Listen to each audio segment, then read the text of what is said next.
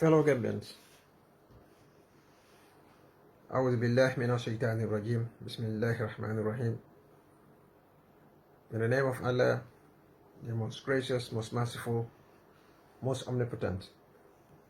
Fellow Gambians, I come to you this evening to discuss one of the most important issues in our nation's history. Today, as we all go to bed,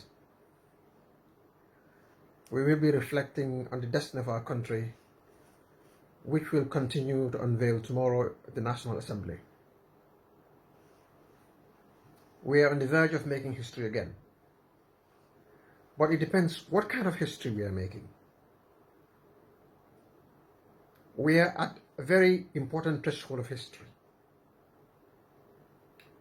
We are at a crossroad, and as a people, we must make a fundamental determination about the future of our country. This has to do with the draft constitution that is before Parliament. I have unveiled the totality of my mind about this draft. And before going further, I'm going to emphatically register that I support the draft constitution 100%.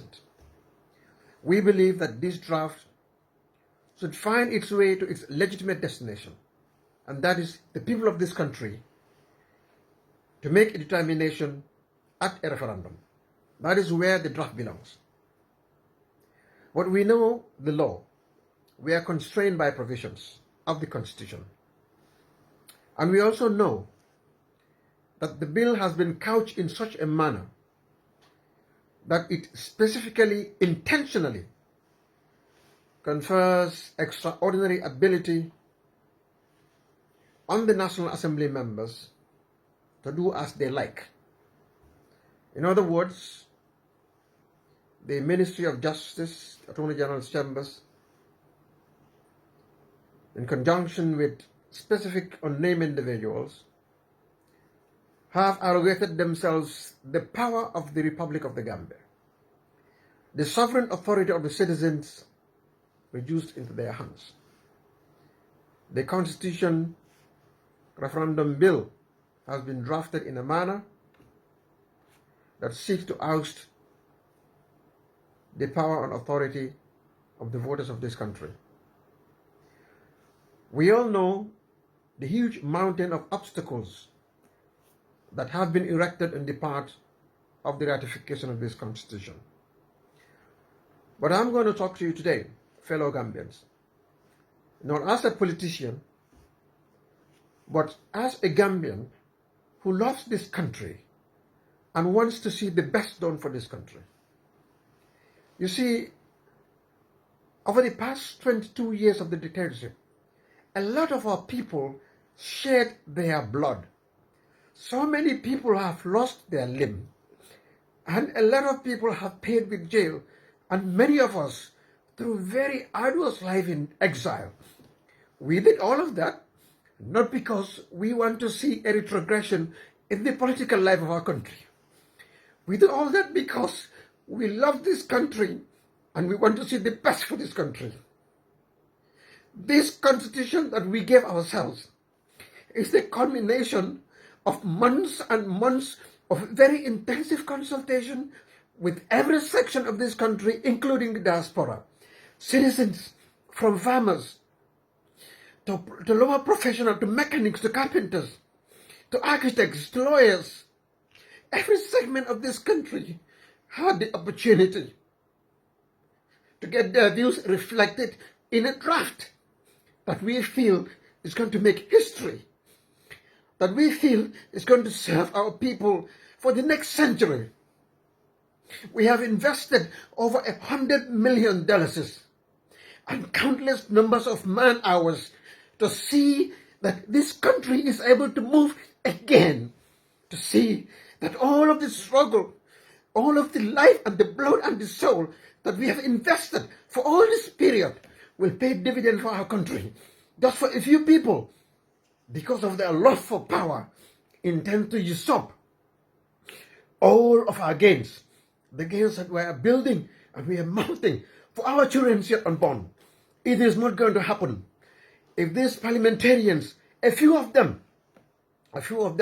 and we know where they belong, believe that they can hold this nation to ransom, they are making a folly of themselves.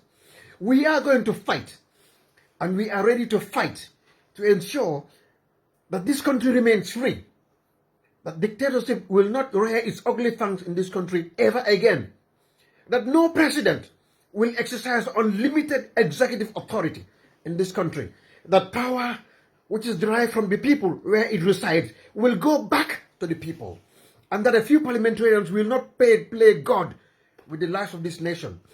We did not shed our life for this country. No, President Barrow is not responsible for this change. It is not Usainu Dabo. It is not Mai Fatty. It is not Mama Kande, Halifa Sallah, or anybody else. It is the people of this country who gave themselves the liberty that we enjoy today. And anybody who beats his chest and pounds on his chest that he gave us the liberty they have, they are lying to their teeth. We are tired of this politics as usual. You see, there are people who want to rule us for the rest of their life. It's not going to happen.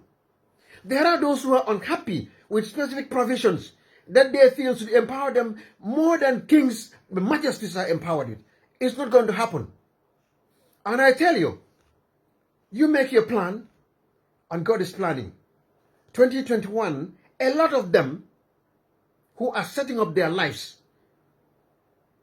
the fight of their lives, may live to regret it.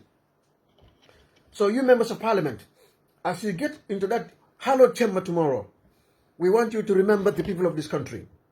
We want you to fear God. Do what is right by this nation. Vote for the Constitution so that it goes to the next stage. Let the people decide.